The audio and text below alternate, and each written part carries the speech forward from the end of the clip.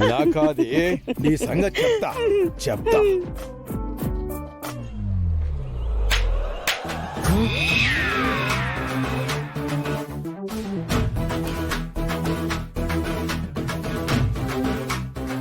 రే, చెప్పులు తీస్తున్నావేంటి? ముందు తీసేయ్ తీసేయ్.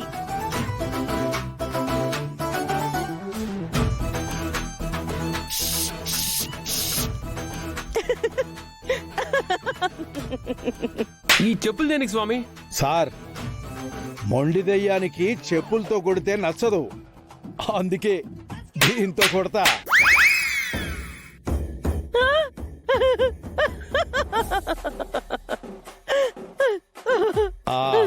చెప్తా, నీ పని చెప్తా.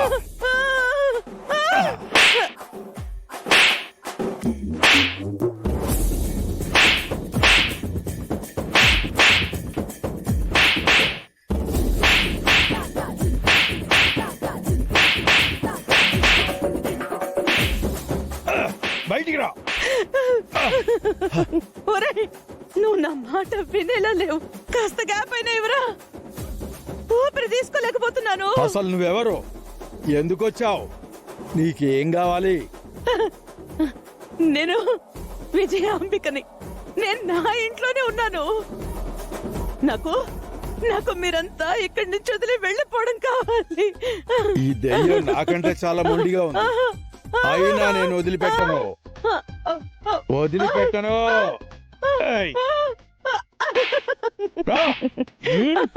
నాతోనే సలగాటాలా?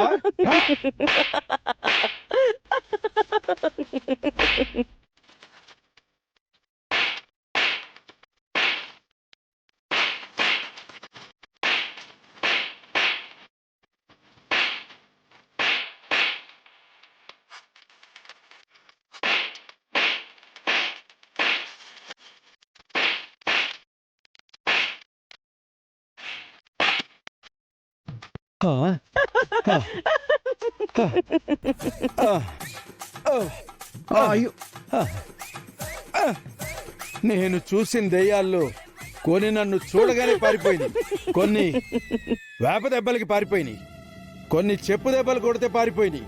కానీ ఇదేం చేసినా పారిపోలేదంటే అసలు ఈవిడికి దెయ్యమే పట్టలేదు. దెయ్యం పట్టలేదు. అదే కదరా దొంగ సచ్చినాడా నేను చెప్తోంది.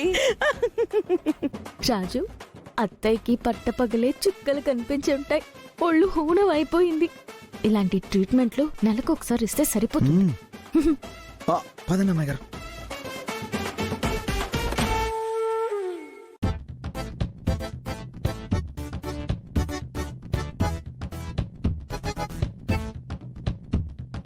సార్, మీ అక్కగారు ఒంట్లో దెయ్యం లేదు.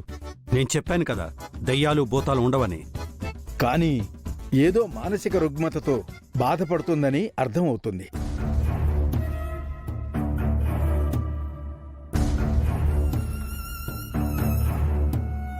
ఇలాంటి వాటికి ట్రీట్మెంట్ ఇచ్చినా వేస్ట్.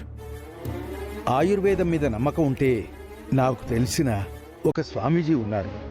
ఆయన వైద్యం చేస్తే చచ్చిన వాళ్ళు కూడా బతికొస్తారు అంటారు.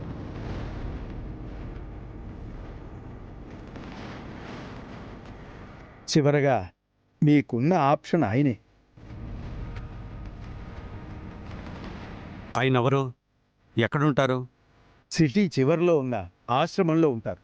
పేరు రఘునంద స్వామి. ఏంటి, మా బావగారా?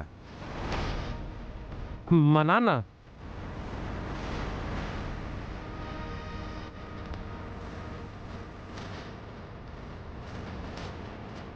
ఏంటి, ఆయన మీ ఇంటి వారేనా? సంతోషం. ఆయన్ని కలవండి, మీ సమస్య దాదాపుగా పరిష్కారం అయినట్టే. వస్తాను సార్. మావయ్య, నాన్న నేను పిలుచుకొస్తాను మావయ్య.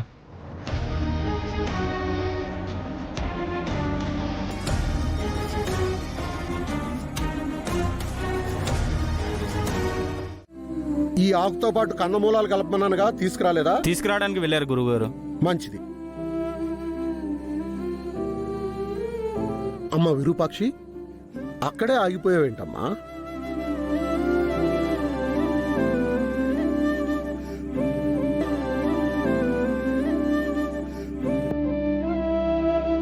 బాగున్నావా అమ్మా? బాగున్నానన్నయ్య. అదోలా ఉన్నావేంటమ్మా? ఏదైనా సమస్య? అవునన్నయ్య. నీ సమస్య ఆ విజయాంబికేగా?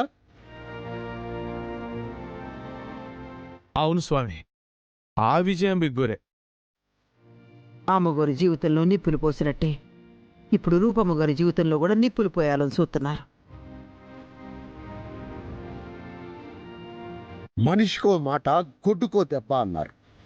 ఆ విజయాంబిక మాటలతో చెప్పినా బాగుపడలేదు, చేతలతో చెప్పినా బాగుపడలేదు.